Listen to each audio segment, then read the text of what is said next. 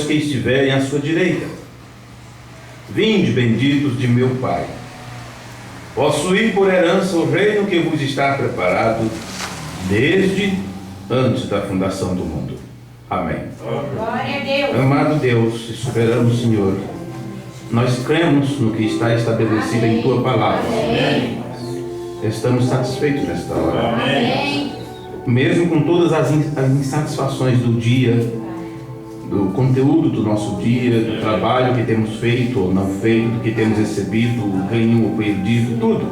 Mesmo com todas as frustrações, nós estamos satisfeitos com o Senhor.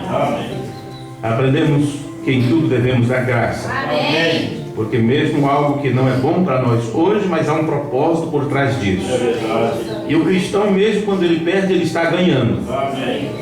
É assim que ensina-nos a Tua palavra.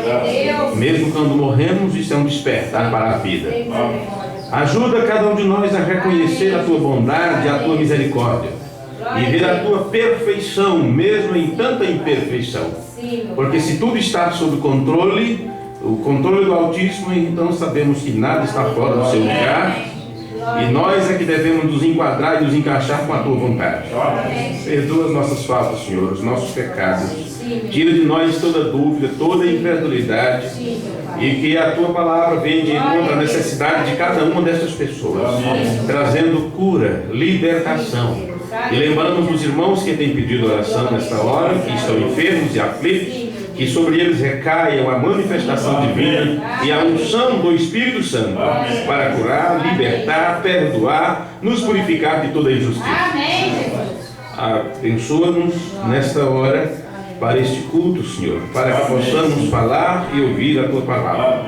E este é um momento sagrado para nós e cremos que Tu estás aqui, porque Tu disseste que onde estivesse dois ou três reunidos em Teu nome, ali o Senhor se faria presente. Que a Tua presença seja manifesta em nossas vidas. E mesmo que isso não atinja os sentidos do nosso corpo, mas que a nossa fé esteja bem aguçada para o trabalho que Tu mesmo estás realizando nesses últimos dias. Em nome de Teu Filho amado Jesus, nós te pedimos amém. Amém. Vocês podem sentar.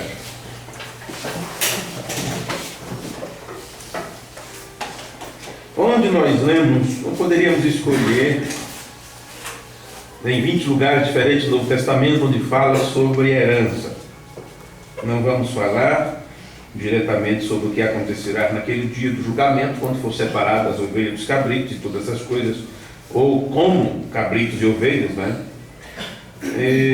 Porque já pregamos inclusive sobre isso na série que falamos sobre o trono do julgamento. Foram 4 cultos que falamos sobre isto. Nós vamos prosseguir estudando o sermão do irmão Branham, Fé. A mensagem que ele trouxe para a igreja no sábado 15 de março de 1958. Eu parei no parágrafo 71 e talvez fiquemos aqui parados por um bom tempo. Então deixe-me ler outra vez para vocês o que está no parágrafo 71. Aliás, começando do 70. Ele diz: anotem minhas palavras. Semanas depois que eu for embora daqui, vocês descobrirão que estas pessoas que estavam em cadeiras de rodas estarão andando. Pessoas que estavam doentes virão aos seus pastores e dirão: aquilo me deixou. Eu não consegui, eu disse aos meus auxiliares, em cada noite eu não tenho conseguido chegar às pessoas, são tantas. Aconteceu uma grande explosão de fé. Eu nunca vi tal coisa na América, e isso me faz lembrar quando estive em algum lugar no exterior. Vocês não sabem a herança que vocês têm. Nós paramos no culto passado aqui e pregamos com base nesta palavra dele. Protejam-na. Protejam-na. Nunca permitam nenhum fanatismo ou um grupo qualquer entre vós. Deus conceda isto. Permaneçam virgens, sem mácula nas coisas do mundo.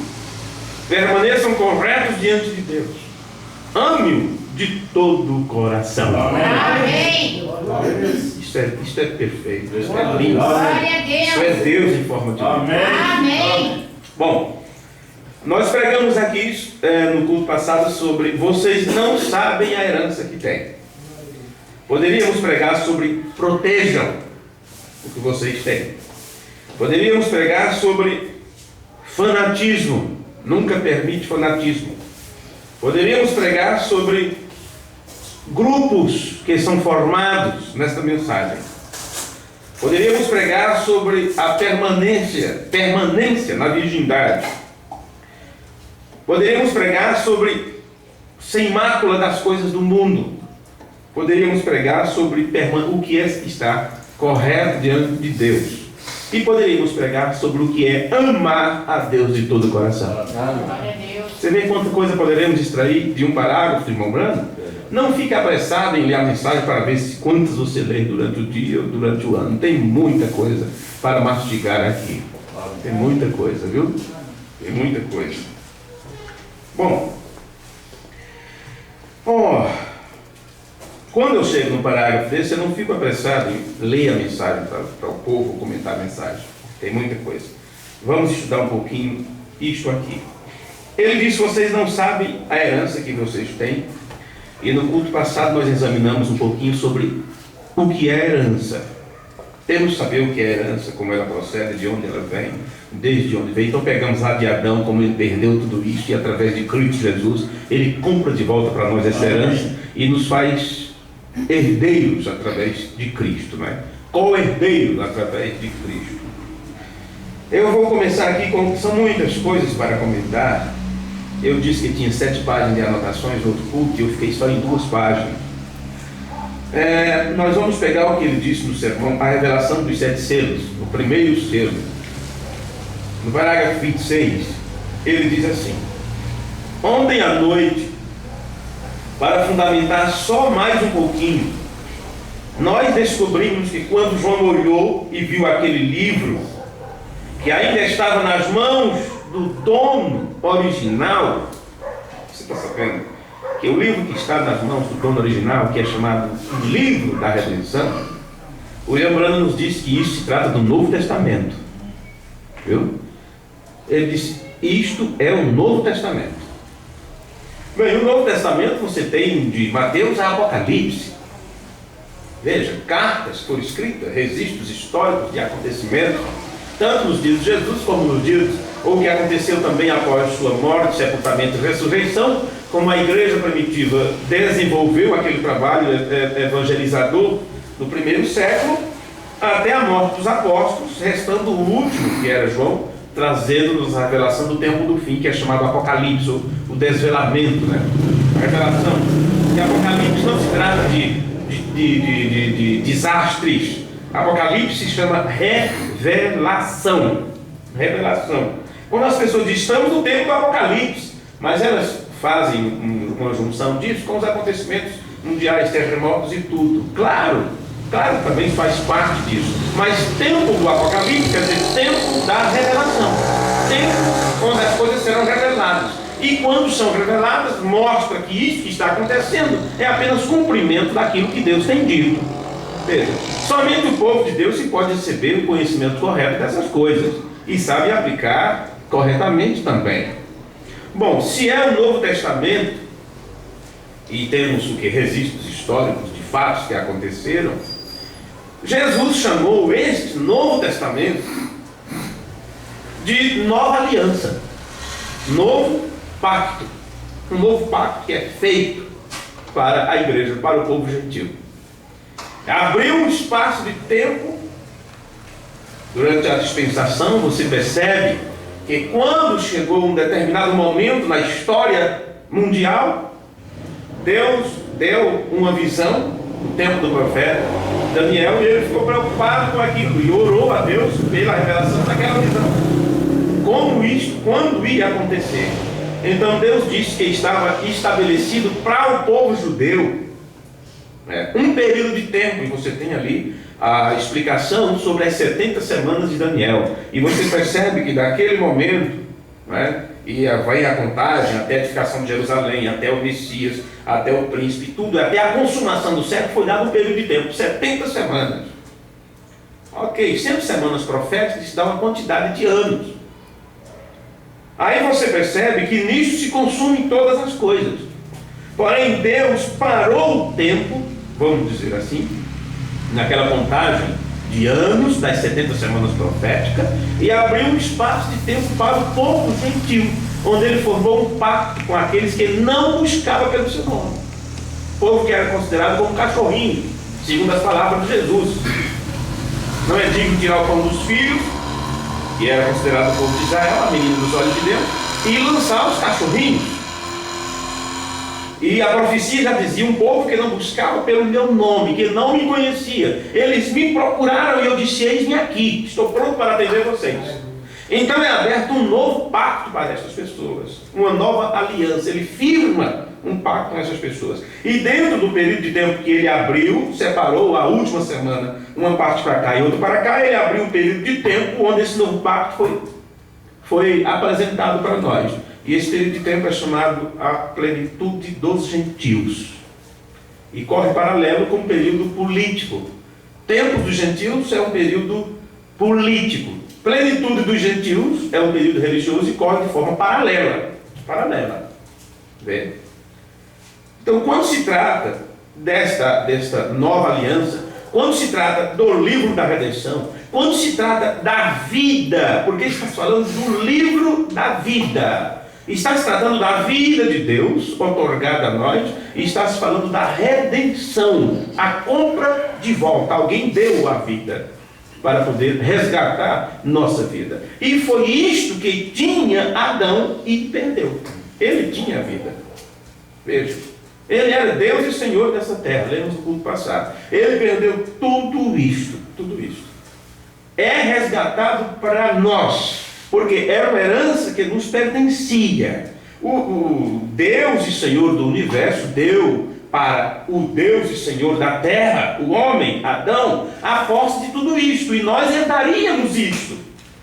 Veja, herdaríamos isto, porque somos filhos de Deus no espiritual, mas filhos de Adão no natural, e tanto herdaríamos de Deus como também de Adão.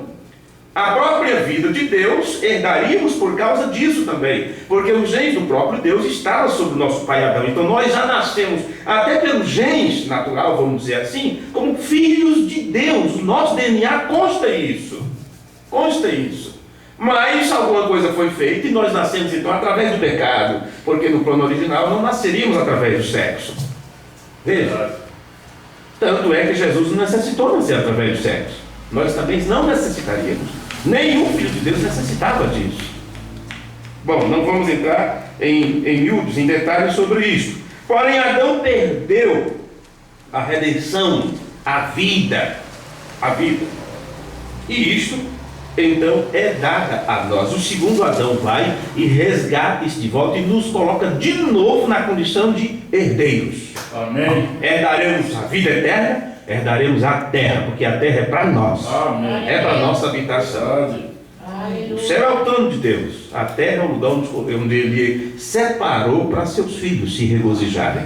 Por isso iremos para lá e voltaremos para cá outra vez. Glória a Deus. Viu? Vou para o céu. Você não vai viver eternamente no céu. O céu você vai lá realizar um trabalho, uma festa, um regozijo, mas depois voltará para cá. Esse é nosso lugar. Deus garantiu isso. Amém. E será nosso. Amém. Então, se formos falar sobre herança, você vai ver que você vai bater de Gênesis a Apocalipse e terminará em uma só coisa. Vê? Em uma só coisa no final. Mas vamos ver aqui. Aquele livro estava nas mãos do dono original, Deus, diz o profeta. Você recorda como ele foi perdido? Através de Adão. Está notando aqui que ele está falando do livro? Quando foi que diz que Adão tinha um livro que perdeu? Mas aqui na revelação dos Gênesis, o William Branham juntou tudo isso. Ele está mostrando que Adão perdeu aquele livro. Veja, ele perdeu o livro da vida. Quando você lê no livro de Gênesis, você percebe que ele nem sequer chegou a comer da árvore da vida. No entanto, era dele. Chegaria o tempo onde ele ia até lá. Deus mostrou essas três coisas. Ali tinha os três tipos de árvore: as árvores frutíferas, E foi dito, você vai se alimenta disso, o alimento natural. Do lado espiritual tinha duas coisas, que sempre é fé ou dúvida, não é? Ali está a árvore da ciência do bem e do mal. Não coma dela. No dia que você comer, você morre. Mas você não encontra proibição para comer da árvore da vida. O homem ia aumentando, não é, o seu espaço, o seu domínio aqui nesta terra, e até que chegaria um momento que ele receberia o ide, vai, come agora da árvore da vida. Participa disso.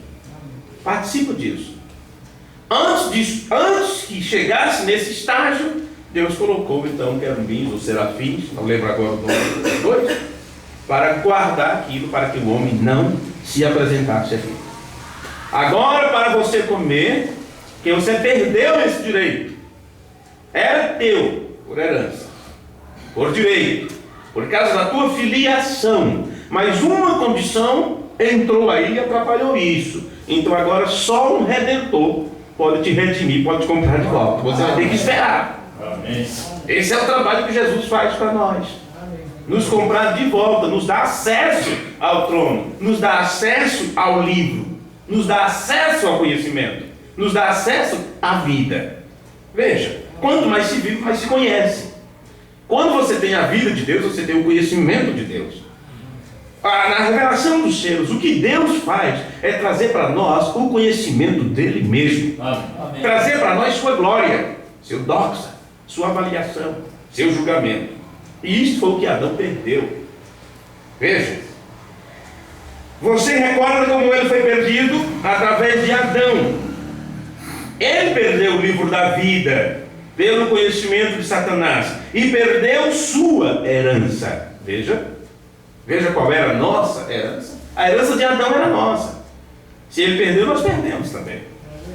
Ele perdeu sua herança, perdeu tudo, e não havia maneira para a redenção. Então Deus, na sua semelhança do homem, desceu, se tornou um redentor para nós, para nos redimir. Amém. Primeiro ser, parágrafo 26. Bom, irmãos, a única forma de sermos herdeiros de Deus é através de Jesus Cristo. Não tem outra saída, não tem outro jeito. Embora muitos tenham procurado herdar de outra forma. Alguns têm procurado herdar isto, tentando subir ao céu com seu próprio esforço, do seu próprio jeito, construindo um torre, construindo um império, construindo uma denominação. Foi o que fez Nimrod, tentando chegar ao céu através de uma torre. Com facilidade Deus soprou sobre eles, ninguém se entendia mais nada. Como é que vai construir uma torre assim, em desunião? Com um idioma diferente, com um pensamento diferente, com um entendimento diferente. Um pedia barro, outro trazia água. Um pedia água, outro trazia pedra. Não foi isso que eu pedi, não entendi o que estava falando. Disparou tudo. Cada um para um lado. Pois bem, somente através de Jesus poderemos alcançar isso de volta. Não importa quantos tentem. E são muitas as tentativas, viu? São muitas as tentativas. Alguém não gosta do que foi ensinado, alguém não gosta do que foi pregado, alguém não gosta da revelação que Deus deu, porque ele parece muito simples e inventa coisas mais profundas, mais complicadas, e pensam que assim chegarão lá. Bom, nós vamos ler alguns versículos das Escrituras, começando aqui pelo livro de São Mateus, capítulo 21, e o versículo 38. Mateus 21, versículo 38. Vamos ver aqui o que está escrito falando sobre herança. Você já sabe que se trata da parábola dos lavradores maus, alguma coisa assim. E neste versículo, no versículo 38 de Mateus 21 diz: mas os lavradores, vendo o filho, disseram entre si. Bom, não estou lendo o capítulo todo para não demorar muito, mas você já sabe. Foi enviado alguém, eles mataram e tal, expulsaram. Então o dono da fazenda disse: vou enviar o próprio filho, talvez eles respeitem. Mas os lavradores, vendo o filho, disseram entre si: este é o herdeiro. Você sabe que o filho herda do pai, certo? Amém. E quem herda todas as coisas de Deus é o filho, é o primogênito. Amém. Ele que herda. Veja, se não houvesse nenhuma compra de volta, somente Jesus Cristo herdaria. Porém, ele, como primogênito, dentro da lei da redenção, tinha um meio pelo qual nós herdaríamos dele. Veja. Este é o herdeiro, vinde, matemo-lo e apoderemo-nos da sua herança. Mas que coisa! Vamos matar o herdeiro para tomar posse da herança. E é claro que para tomar posse da herança, matando o herdeiro, tem que fazer alguma coisa fora da lei, contra a lei, para provar que pode ter direito àquela herança.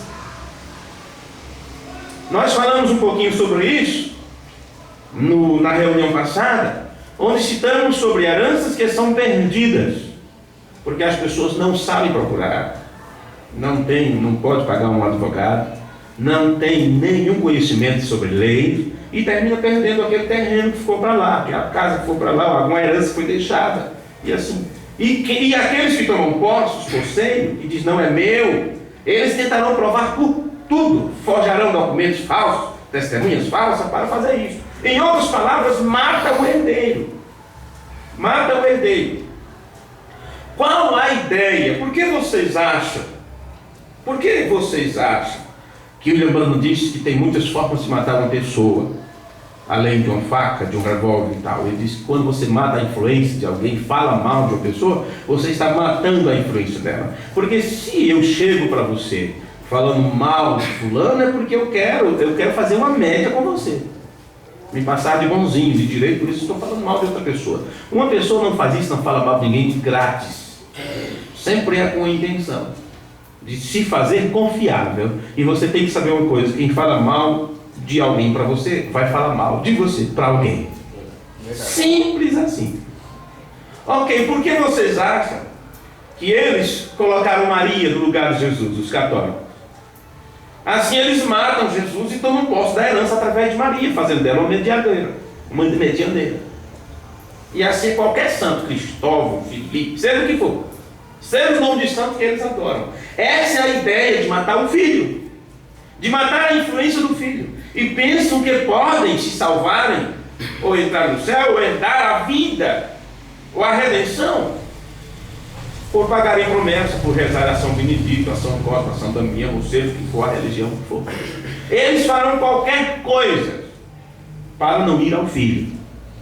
Mas somente o filho nos dá acesso ao Pai. Amém? Não importa, não adianta o seu esforço, estarão perdendo tempo. Não tente tomar posse da herança, não tente conquistar a herança, porque quando ele diz assim, matemo-lo e apoderemos-nos de sua herança, essa palavra apoderar-se quer dizer tomar posse, conquistar. É uma forma que eles tentam vencer. No livro de Marcos, no capítulo 12 e o versículo 7, São Marcos capítulo 12 e o versículo 7, você encontra então a mesma história, porém o evangelista Marcos, ele nos apresenta ela com algumas palavras até mais esclarecedoras. Marcos 12, versículo 7. Mas aqueles lavradores disseram entre si: este é o herdeiro, vamos, matemo-lo e a herança será nossa. Olha que coisa. É como se as pessoas pudessem obter de Deus algo sem necessitar de um intermediário, de um mediador entre Deus e o homem. Não tente ir a Deus sem antes passar pelo Filho Jesus Cristo. É perder seu tempo, é tentar burlar a lei do Deus Todo-Poderoso. Veja, matemo-lo e a herança será nossa. Mas quem disse para essas pessoas que eles poderiam se apossar da herança matando o herdeiro? Ou matando o dono da herança? Como pode isso?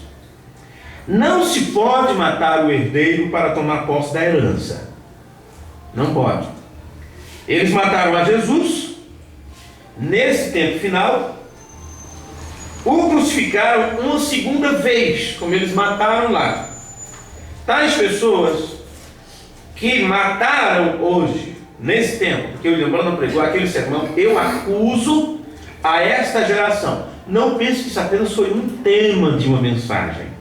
Não. Realmente um profeta de Deus estava acusando este mundo por terem matado o Filho de Deus pela segunda vez. Amém. Isto é bíblico e está registrado no livro de Hebreus. O matam pela segunda vez e o expõem à vergonha.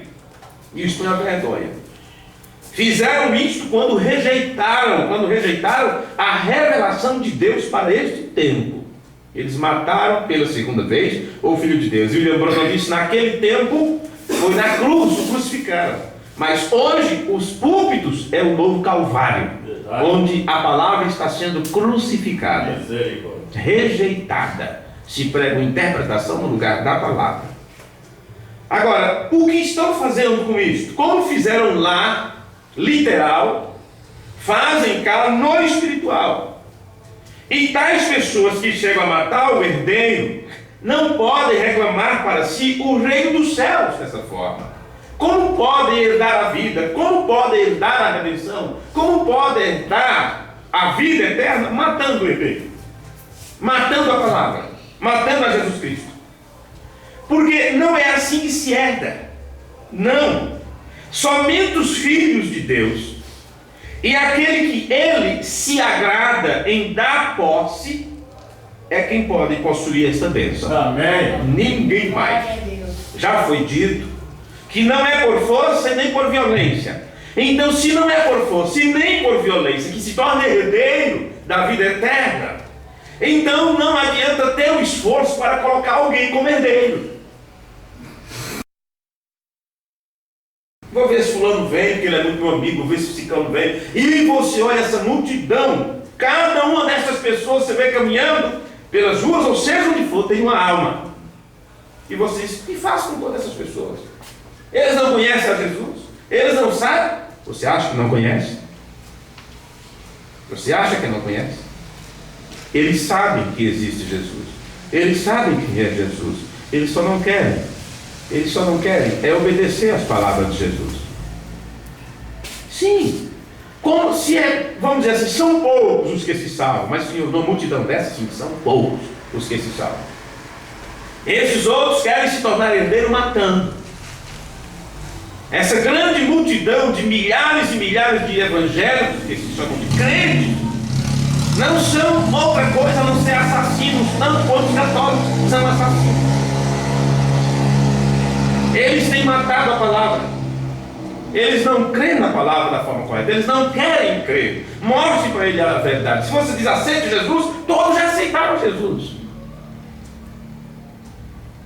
Essa aceitação é a forma de matar. É o beijo de Judas. Verdade. É o beijo de Judas. Porque são traidores da palavra. São traidores da verdade.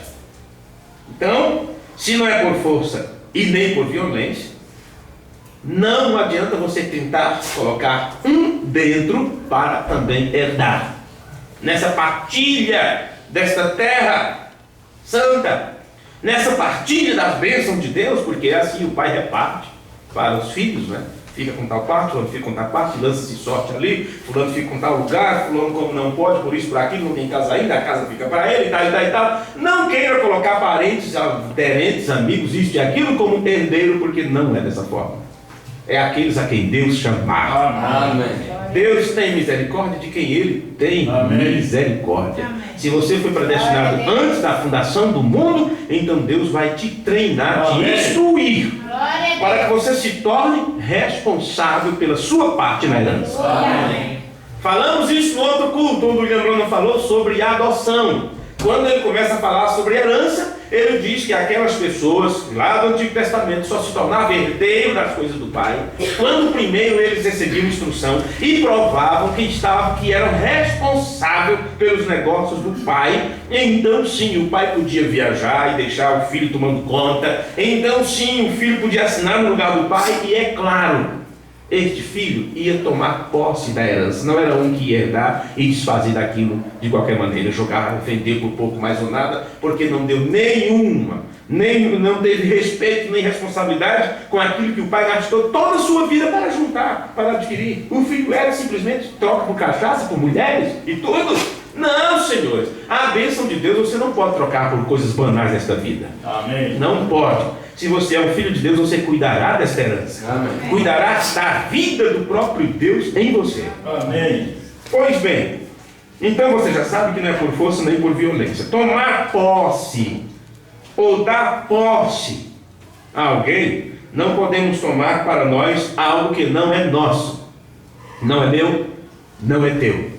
A vida eterna não é minha e nem é tua. Ela é de Deus. Amém. E Ele dá a quem Ele quer. Amém. Glória a Deus. Ele dá a quem Ele quer. Jesus disse: eu tenho o poder de dar, tenho o poder de tomar de volta. E assim sucessivamente. Ele estava tratando de sua vida. E me diga, de onde veio a vida do filho, a não ser do pai? Vê? Verdade. Então você não pode tomar posse, nem dar posse a alguém de algo que não é nosso. Tampouco não podemos prometer às pessoas parte do reino que não lhes pertence. É isso que as igrejas estão fazendo, as igrejas evangélicas. Oh, venha para a nossa igreja, se afilie conosco e torne-se membro. E tem um terreno lá no céu preparado, na Nova Jerusalém. Traga tanto para a igreja, venda o que você tem, dê tudo para a igreja, e você estará ganhando um terreno muito bonito lá na lua. Só se for assim. Vai prometendo, não é teu. Não é teu. E não é nada que você faça. É o que Ele fez por você. Amém. E Ele só fez pelos filhos. Quem não for filho, não herda. E aqueles que são filhos, receberam de graça. Amém. Viu? Receberam de graça. Não importa onde você estava. Talvez você nem conheceu seu pai, mas você é filho. Amém. Viu? Está lá registrado no livro. Se está registrado no livro, então, na hora da partilha, será citado, será apresentado seu nome. Não importa se alguém reclama, mas ele nunca fez nada, ele nunca se importou com nada, estava longe, estava aqui. Não importa. É filho. Agora, Deus, como Ele é um pai responsável, e desde pequeno, quando seus filhos nascem da palavra, Deus mesmo procura instruir para que cada um deles se torne responsável, mesmo que algum, por irresponsabilidade, diga: eu vou pegar parte do que Deus me deu, do que eu tenho, da saúde que Deus me deu, das coisas que eu adquiri, ou do conhecimento que Deus me deu, eu vou utilizar isso de forma errada. E utiliza de forma errada. Não tem pessoas mais experientes, mais espertas que vocês. Vocês sabem entrar e sair, sabem conversar e tudo mais. Se vocês forem para algum lugar e começar a conversar, as pessoas admirarão, as pessoas elogiarão. As mulheres dirão: aquele homem fala diferente, ele é agradável conversar com ele. Então você tem que ter cuidado como você utiliza É isso. verdade.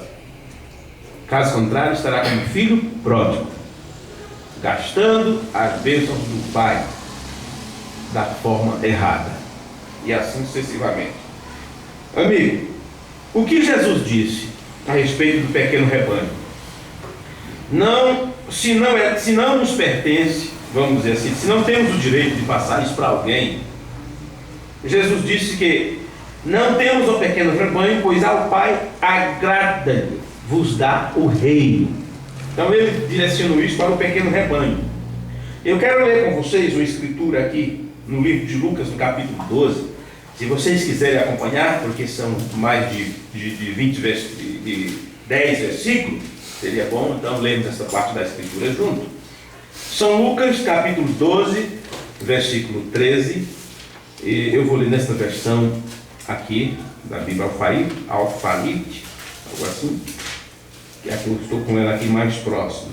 Lucas, capítulo 12, e o versículo 13 a seguir. Lucas 12, versículo 13, achei aqui. Alguém que estava na multidão lhe falou. Talvez você que achou, está lendo assim: e disse-lhe um na multidão, né? Pois bem, aqui fica algumas partes que até mais completo. Alguém que estava na multidão lhe falou: mestre, ordena meu irmão que divida a herança comigo. Que coisa! Vamos parar um pouquinho nesse versículo. O que aconteceu com este moço? O que aconteceu com este homem que viu talvez, em Jesus, uma autoridade na sua forma de falar, porque a Bíblia diz que eles admiravam o seu jeito de ensinar, porque ele ensinava como tendo autoridade, quer dizer, ele ordenava. Ele não falava por falar. Se ele dissesse, faz isso, a pessoa ia fazer. Talvez esse camarada tenha sofrido tanto com seu irmão avarento, que tomou tudo que tinha. Quem sabe pegou a fazenda do pai, o terreno do pai, trabalhou sozinho naquilo e tal, e deixou o outro excluído, sem nada. Você sabe que tem irmãos assim? Tem pessoas assim? Usufrui de tudo, do carro, da terra, do dinheiro, seja o que for. E eu preguei no outro culto sobre isto, sobre irmãos que são ladrões, salteadores. São crentes, tomam ceia, participam dos cultos, aquela coisa toda, e são ladrões. Se apossaram do que não era dele. Não é? Os pais ficam velhinhos, e eles são quem cuida do terreno, quem cuida do gado, quem cuida disso, quem cuida daquilo. E o enrica e deixa os outros pobres. É assim. É quem tem a senha do banco, é quem tem cartão, com facilidade faz transferência para outra conta e deixa os outros sem nada. Sim. De 300 reparte somente 30. E quem pode fazer nada? E quem pode provar nada? Ladrão. Ladrão. Eu não posso acreditar que tais pessoas terão um quê? Mateus 25. Esquece um pouquinho aí, Lucas. Deixa eu separar. Lucas 25, versículo 34. Então dirá o rei aos que estiver à sua direita: vinde bendito de meu Pai, possuí por herança o reino que vos está preparado desde a fundação do mundo. Não posso entender que alguém que age dessa forma é um bendito, um bem-aventurado, se é uma pessoa que está trazendo para si maldição, se apropriando do que não é dele, um irresponsável, desonesto, traidor, e achar que é crente, que é salvo. Perdeu o juízo com as coisas deste mundo, foi dominado pelo dinheiro. Ok. Aí aqui nós temos um caso desse, porque essa pessoa não teria levantado essa questão se ele não tivesse sofrido injustiça, não sabemos por quantos anos. Estamos apenas divagando aqui, estamos apenas imaginando de acordo com um versículo da Escritura. Jesus pregou sobre o quê?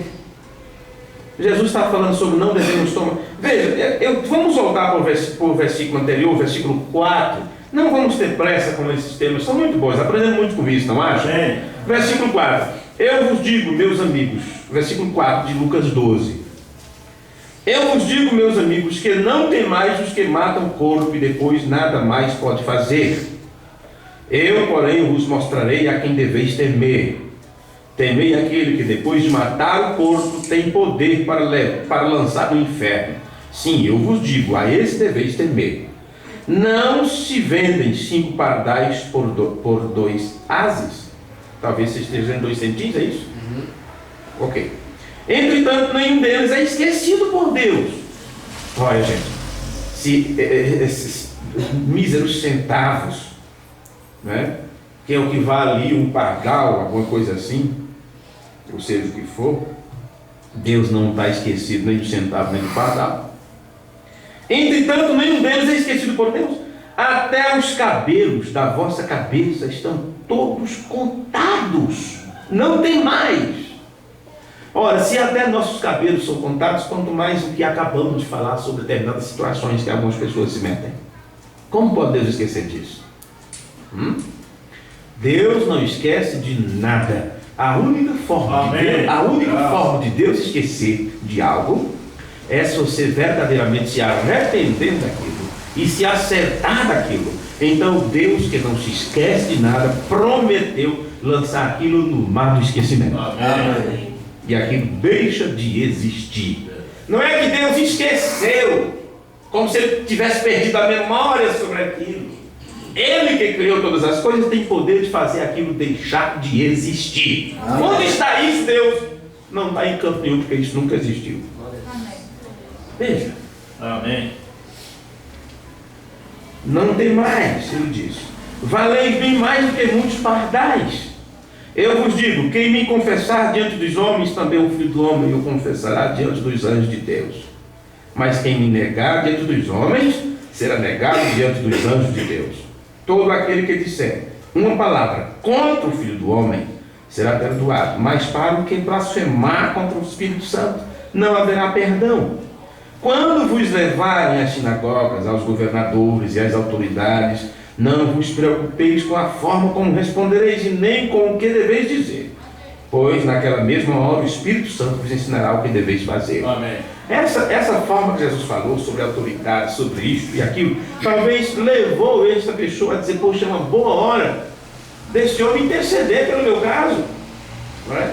Já fui aos tribunais, não deu jeito, fui à sinagoga, não deu jeito, fui ao sinédrio, não deram jeito, advogado não dá jeito nisso, meu irmão está lá de boa, eu passo necessidade, sendo que eu tenho direito nisso, certo? Então comentamos um bocado sobre isso aqui, não é? Mas está bom, né? Poderíamos tecer comentários de uma palestra muito grande sobre como fica a situação de uma pessoa dessa, como estava esse jovem. Alguém que estava na multidão lhes falou: mestre, ordena ao meu irmão que divida a herança comigo. Agora nós vamos entrar em outro detalhe aqui, viu? Mas, quer dizer, porém, no entanto, ao invés de Jesus dizer: ok, eu vou ver se eu faço alguma coisa por isso, veja, ele aproveitou isto para dar outra lição. Mas Jesus lhe respondeu: homem, quem me constituiu juiz ou árbitro entre vós? Veja, versículo 14, né?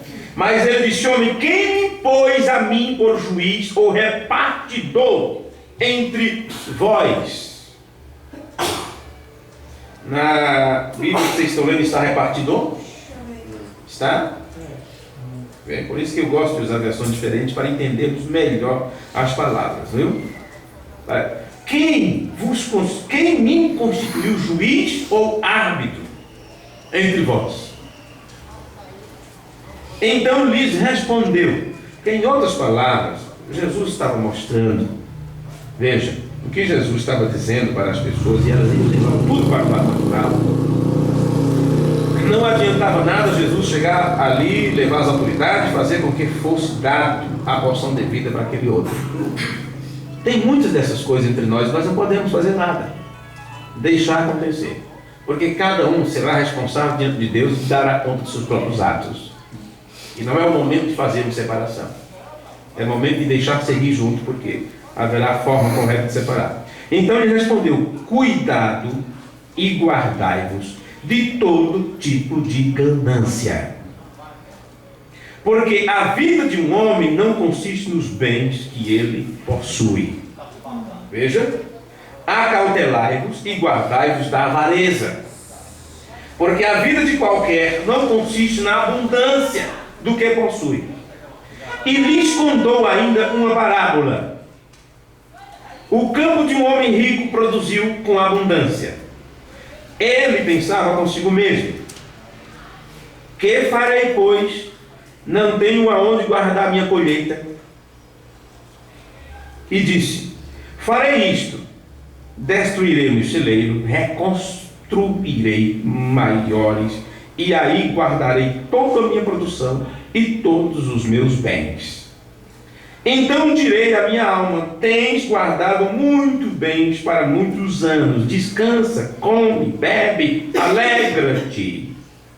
Mas Deus lhe disse: insensato, esta noite te pedirão a tua vida, e para que será o que tens preparado? Assim acontece o que ajunta riquezas para si mesmo, mas não é rico para com Deus. A lição que Jesus fala aqui, quando se trata de herança, é uma coisa tremenda. Ele contou toda esta parábola, mostrando que não devemos estar apegados com as coisas desta vida, apegados com a ganância, e o que vem depois é a solicitação, a solicitude pela vida. Veja, o que ele mostra aqui é algo tremendo, tremendo demais, tremendo demais. Amém. Este camarada que enriqueceu, disse: regala-te, alma, Eu tenho. Como ele adquiriu? Jesus não mostra, apenas diz que ele produziu em abundância. Ele tinha um campo que produzia em abundância. Se o camarada tomou a herança do outro e não repartiu, poderia estar nessa situação, vivendo em abundância. O que te adianta prosperar nesta vida, se tu não tem nada preparado para o outro lado? A seguir, Jesus se dirigiu aos seus discípulos. Vamos aqui ao versículo 22.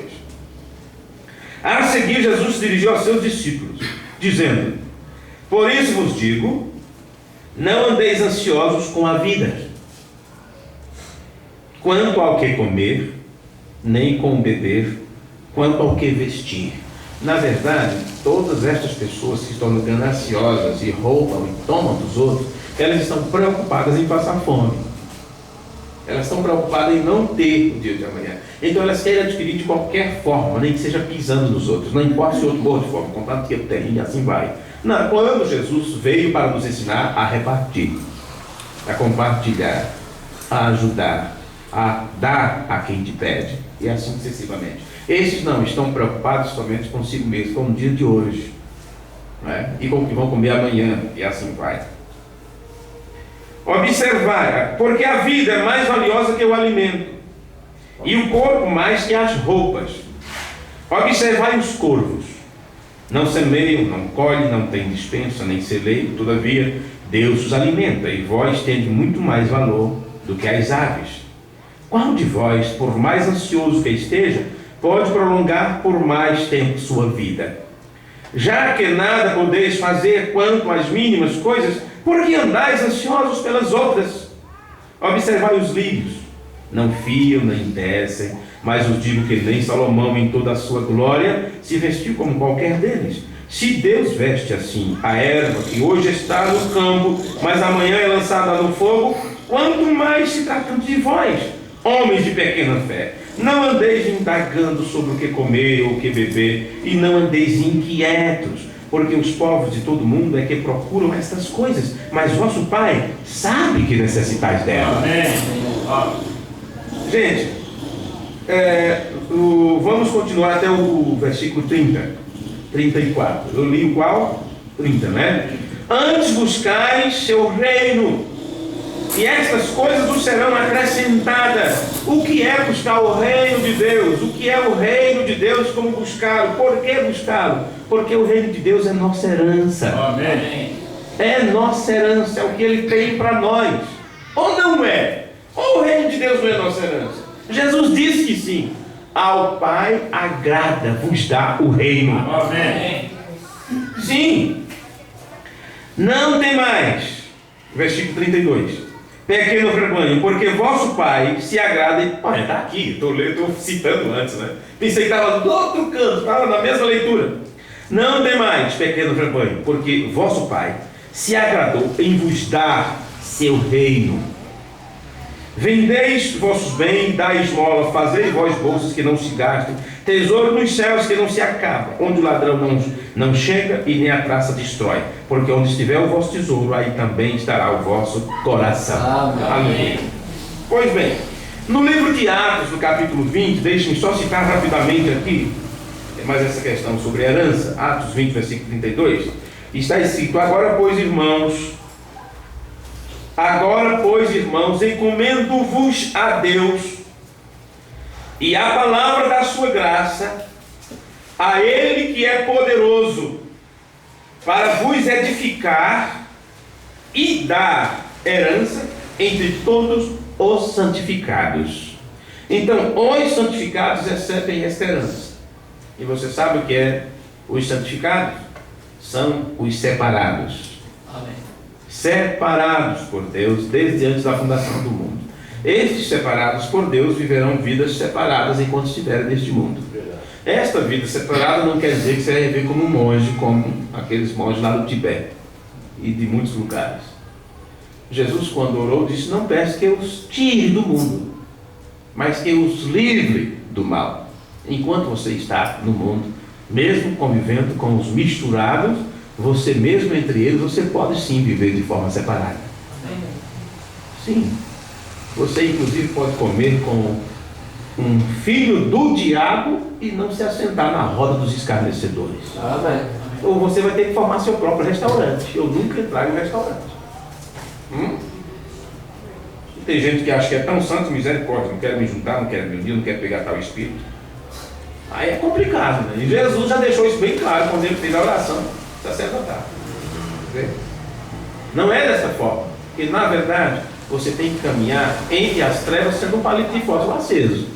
Você vai se apagar no dia, mas enquanto estiver aceso você estará projetando luz. Amém. Glória a Viu? Deus. Estará projetando luz. Esses são os santificados, separados por Deus, a quem Deus vai dar herança. E nesta oração, eu creio que é Paulo, eu peguei só o versículo 32, do versículo 32 do capítulo 20 de Atos, onde tem essa escritura: irmãos, encomendo-vos a Deus e a palavra da sua graça, a Ele, Deus, que é poderoso para vos edificar. Então Ele tem poder para edificar você, e Ele tem poder de dar a herança a você, Amém. Glória a pois Deus. você é uma pessoa santificada.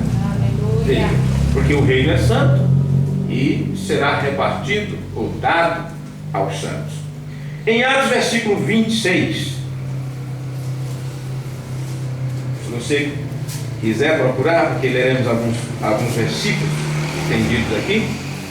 Em Atos 26, versículo 1, Paulo, ele, ao testemunhar perante o rei Agripa, ele fala sobre sua conversão e qual era o chamado de Deus para a sua vida. Veja, quando ele está falando para Agripa a respeito de como ele se converteu, ele também está contando qual é o seu chamado, qual é o ministério, a função que ele tinha dentro desse chamado. Esse chamado era para que os santos pudessem receber a herança. Veja o entendimento que Paulo tinha sobre o seu próprio ministério. Deus me chamou para que eu conversasse com os santos, para que eles pudessem receber a herança. Ou seja, eles necessitavam de uma instrução, de serem instruídos, e Deus me deu a capacidade para instruir. Amém. Em outras escrituras, Paulo diz que Deus colocou ele como arquiteto para pôr o fundamento. Veja, é muita responsabilidade em um homem só. Deus colocou como arquiteto para pôr o fundamento, para instruir as pessoas, porque não se trata do homem, é apenas um vaso que Deus unge para fazer o trabalho. Então é Deus trabalhando através daquele homem.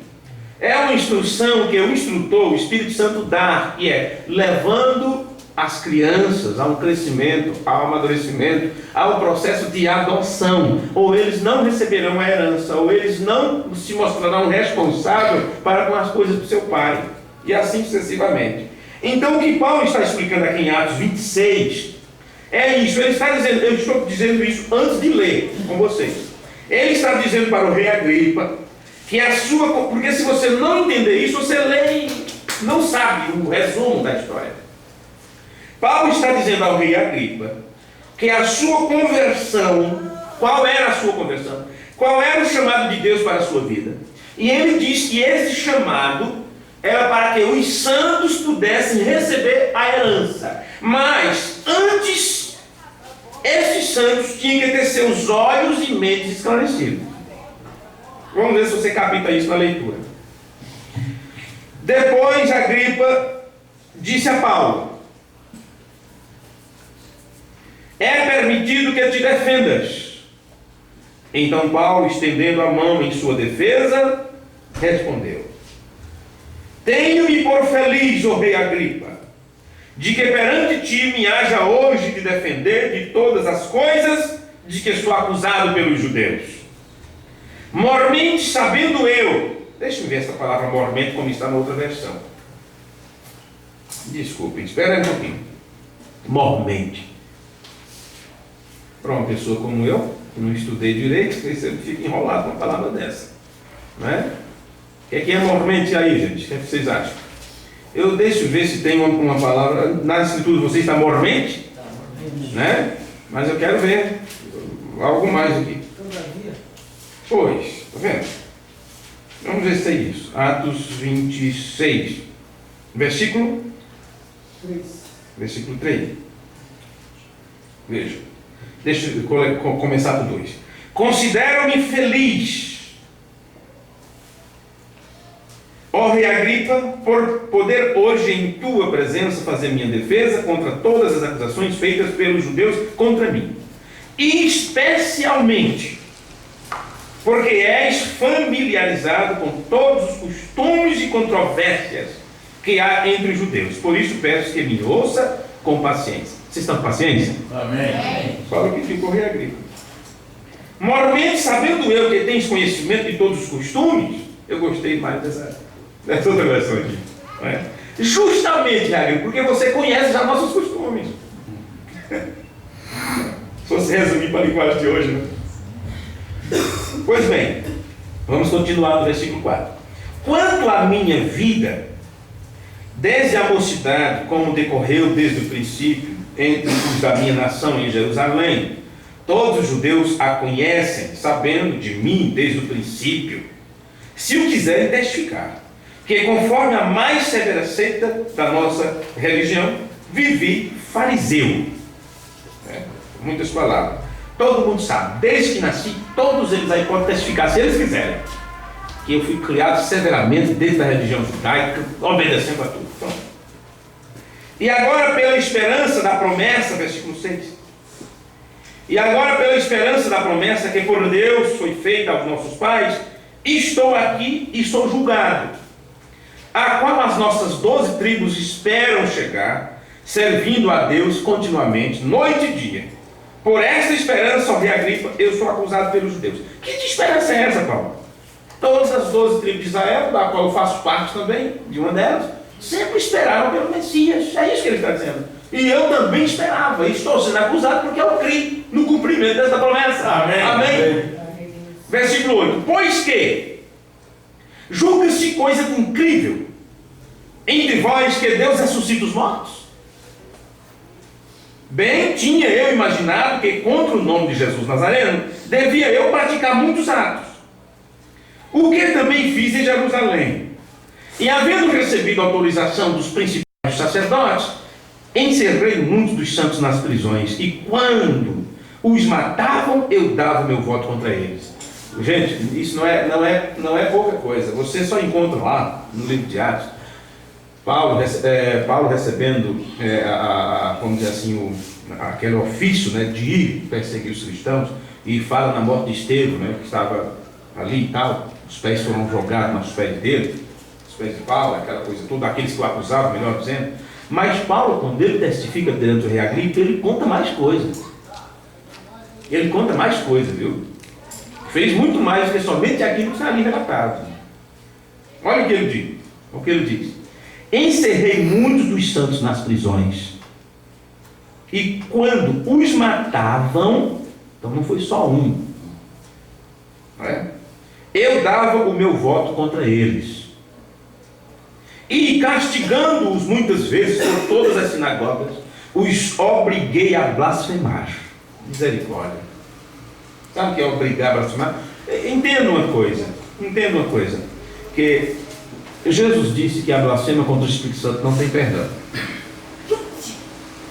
E aqui nós temos pessoas, dentro desse contexto aqui, nós temos pessoas que se converteram ao cristianismo no primeiro século. E é claro que a perseguição veio, e Paulo foi um dos que perseguiu, um dos líderes da perseguição, vamos dizer assim. E algumas pessoas blasfemavam quando Paulo apertava eles.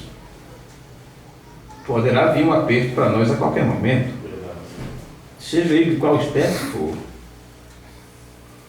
Não importa como vem o aperto, a perseguição, vamos dizer assim, ou a luta, ou a tentação. Você acha que você blasfemando, você ainda herdará alguma coisa? O William Branham disse: vocês não sabem a herança que vocês têm. Aqui Paulo, estamos fazendo toda essa leitura, mas o assunto é sobre a herança, viu? E Paulo vai falar sobre isso aqui. No entanto, muitos que adentraram ao cristianismo naquele tempo blasfemaram na perseguição levantada ali por Paulo. Ele está dizendo que fez eles blasfemarem. E pode ter certeza que esses que blasfemaram, propositadamente, eles foram tentados a isto, levados a isto. E eles não tinham firmeza. Por que será que Estevão não blasfemou? Porque muitos deram sua vida sem blasfemar. Muitos morreram no tempo da igreja primitiva. Mas em que situação? Como Ananias e Safira, por causa de mentira. Outros não suportaram o aperto que veio. Escaparam de morrer porque deram as costas para a verdade. Mas Jesus disse que a herança só recebe aquele que persevera até onde? Até o fim. Até o fim. E o fim não quer dizer que a pessoa ainda fique com fôlego de vida, sendo tratado nas escoriações, não. Cessa mesmo de viver. Entrega os pontos. Morre, como fez Estevão e muitos deles que morreram. Agora é claro, eu não sei até onde foi o entendimento de Paulo quanto a isto. Muitas coisas que nós sabemos hoje. Mas você percebe, e quando você lê as cartas de Paulo, ele sempre se considerou um imprestável, um abortivo. Ele sempre se considerou um menor, um indigno. E ele explica por quê. Por causa do que ele fez, perseguindo as pessoas e matando as pessoas. E aí tem a escritura, o perseguidor é perseguido, né? É perseguido. Ele obrigou muitos a blasfemarem. E esses que blasfemaram, eu não vejo chance para ele. Eu não sei, eu não vou julgá-los, essas pessoas. Não vou julgá-los, não estou aqui para julgar. Apenas sabemos que a blasfêmia, ela não tem perdão, viu? E não era mais um período de tempo onde Jesus estava na terra e disse: quem fazer isso hoje tem perdão. Mas quando o Espírito Santo vier, não haverá perdão. E no Pentecostes o Espírito Santo veio. E as pessoas disseram que o receberam, e muitos o receberam. E a perseguição veio depois disso. E aqui tem pessoas sendo apertadas, Paulo dizendo: eu apertei eles, persegui eles, botei o ferrão neles, eles blasfemaram. Negaram o que eram, negaram o cristianismo. Veja que coisa. Tá, tudo bem, Paulo, não se sinta culpado por isso, porque se eles realmente fossem, eles teriam morrido, mas não teriam blasfemado. Vocês concordam com isso? Então espere quando chegar a vez de vocês. E entenda que se você blasfemar, se você pisar naquilo que é sagrado, não tem chance para você. É só um parâmetrozinho que abrimos aqui para pensar nessas palavras de Paulo, viu? Vamos continuar.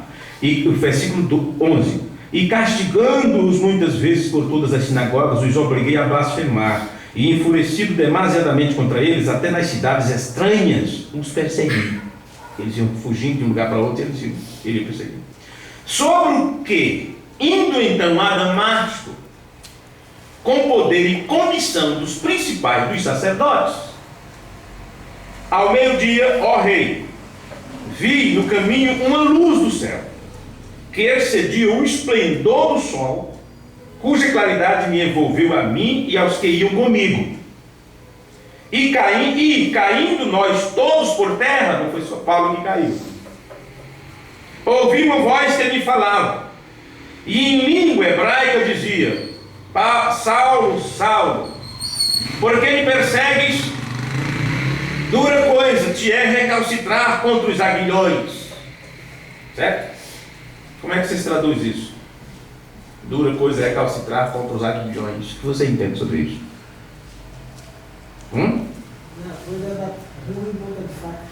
Sim, exatamente o que eu tenho explicado para os irmãos, de forma mais fácil. Certo? É complicado você dar murro em ponta de faca, viu? Você vai segurar. E disse eu: quem és, Senhor? E ele respondeu: eu sou Jesus, a quem tu persegues. Amém. Mas levanta-te e põe-te sobre teus pés, porque te apareci por isto, para te pôr por ministro e testemunha, tanto das coisas que tens visto, quanto daquelas pelas quais te aparecerei ainda, livrando-te deste povo e dos gentios a quem agora te enviei. Agora veja aqui a comissão que Deus dá para Paulo, e Paulo está dizendo isto para o rei Agripa. Você vai entender uma coisa: que quando aconteceu aquilo lá, que está bem lá atrás, não resiste tudo como ele agora resiste aqui para o meio. Veja o versículo 18. Para abrir os olhos, não era abrir os olhos de Paulo, não, mas o ensinamento que ele daria é abrir os olhos das pessoas. Olha, para abrir os olhos, para lhes abrir os olhos, e das trevas os converterdes à luz, e do poder de Satanás a Deus. Olha que comissão. A fim de que, olha, para que recebam a remissão de pecados e herança entre os que são santificados pela fé em mim. Amém. Glória a Deus. Em outras palavras, são meus filhos, são meus, porém estão cegos para quanto à verdade, estão em trevas, vê? Estão vivendo vidas pagãs, estão sob o poder de Satanás. Porém, eu estou te escolhendo, te levantando para isso, para que você abra os olhos dele, tire eles das trevas para a luz, livre eles do poder de Satanás e os coloque sob o poder de Deus, para que eles recebam perdão dos pecados, porque a única forma deles se tornarem herdeiros é a remissão dos pecados, é ter a redenção sobre si, e para que possam então receber a parte deles na herança. Amém. Amém. Porque Deus quer isso. Eu não sou injusto, eu sou pura justiça. Amém. E todos os meus filhos têm parte no meu reino. Amém. Esse é o linguajar divino. Todos os meus filhos terão sua parte, não importa onde eles estiverem ou a condição que estão. De alguma forma levantarei alguém para instruí-los, para que eles possam receber esta herança. Amém. Ele não vai dar para outro, é tua. Versículo 18 foi onde nós lemos aqui, não é isso? Mas eu quero ler de novo aqui nessa tradução aqui. Para lhes abrir os olhos e os converter das trevas para a luz, e do poder de Satanás para Deus, a fim de que recebam perdão dos pecados e herança entre os que são santificados pela fé em mim. Aí ficou tudo direitinho a tradução. Olha, nós temos aqui vários versículos ainda que trata de fé. Porém, dizem aqui que meu horário venceu. Deixa eu ver. Estamos em 1h11. É claro que venceu. E quando chega o momento de vencer, eu não procuro adiantar. Vamos nos colocar de pé. Temos várias escrituras, em Efésios, Colossenses e tudo. Mas essa de Atos eu gostei muito, viu? Eu gostei muito. Ele está dizendo, olha, Rei Agripa, eu era assim. Eu fiz todas essas maldades. Deus me encontrou, Deus falou comigo e disse, eu estou te levantando para isso. Faça este trabalho para que esses meus filhos que estão em trevas possam receber a luz e que sejam aprontados para receber a herança. Amém. Sim. Depois ele diz, Rei Agripa, será que tu crê dos profetas? Eu bem sei que tu crê, não é? Eu bem sei que tu crê. Bom, para encerrar, agradecendo a presença de cada um de vocês, da paciência dos irmãos que à distância nos ouvem também, eu quero apenas ler as palavras do mensageiro de Deus para o tempo do fim, o reverendo William Branham, que ele pregou no sermão A Ele Ouvir. No parágrafo 79 ele diz, e quando você recebe o Espírito Santo, vocês são filhos de Deus ou filhas de Deus. Como recebe o Espírito Santo? Paulo está dizendo aqui, o ministério de Paulo era isso, levar as pessoas a receber o Espírito Santo. Amém. Viu? Isto é suficientemente verdade, mas se você não obedece a Deus, não anda na luz, meu Deus, que coisa. Eu apenas separei aqui 1, 2, 3, 4, 5 citações do Membrana, e entre elas escolhi uma para ler, e está falando justamente o que está aqui em Atos, onde Paulo fala aqui, para abrir os olhos das trevas e converter-lhes à luz, e do poder de Satanás a Deus, e o perdão dos seus pecados. Olha o que Lembrando está dizendo aqui, olha. Se você não obedece a Deus, porque você está debaixo do poder de Satanás, e o ministério de Paulo era para tirar isso, okay? Não anda na luz, significa que está cego, está em trevas, não anda na palavra, veja que coisa, não crê em Deus, então você não terá herança alguma. E o que Deus está dizendo para Paulo é isso: eles não têm herança, eles não podem andar desse jeito. Estou te levantando para levar eles a receber a herança. Amém? Amém. Veja, e aqui Deus está dizendo tudo isso. Bem, esta é exatamente a maneira que Deus faz isto ainda. Amém. Se você não obedece a Deus, não anda na luz, não anda na palavra, não crê em Deus, então você não terá herança alguma. Então tudo isso tem que ser feito. Entrar em uma instrução, em um aprendizado que te leve a ter olhos abertos para poder andar na luz, obedecer a Deus, andar na palavra, crer em Deus, crer que Ele é galardoador de todos aqueles que buscam, e aprender sobre paternidade e filiação. Como age teu pai e como você deve agir como filho. Ser treinado como filho para poder receber esta herança. Amém? Amém. Deus abençoe. Pai bendito, te rendemos graça nesta hora por tua bondade e misericórdia. Obrigado por tua palavra, Senhor, que é tão clara e viva para nós. Amém. Que ela traga refrigério para as nossas almas e que possamos ir para os nossos lares recompensados por tudo que o Senhor tem feito por nós. Ajuda teus filhos em toda a terra, cada grupo de irmãos nesta hora que tem se reunido para ouvir a palavra, que todos sejam ajudados por ti. Aos irmãos que estão ouvindo pelo website, que haja uma bênção especial em seus lares nesta hora, e recompensa seus corações, recompensa suas almas. E na próxima vez que nos reunimos aqui, que o Senhor abra a janela do céu e bênção seja derramado sobre nós. Que seja o Senhor partindo o pão da vida para teus filhos. No nome de Jesus Cristo oramos e te pedimos. Amém. Tenham todos uma semana abençoada, no amoroso nome de Jesus Cristo. Deus os abençoe. Deus os guarde. Glória a Deus.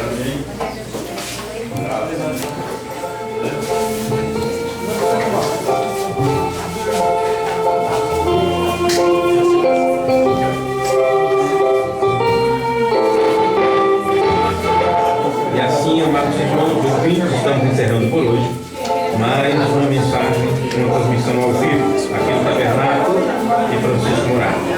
Prometemos voltar na próxima sexta-feira, às 19h30, se assim o Senhor nos permitir. Temos deixado à disposição, desde já, a série A Vida de Deus no website para você fazer download. Está aí na primeira página. Bom proveito. Deus abençoe.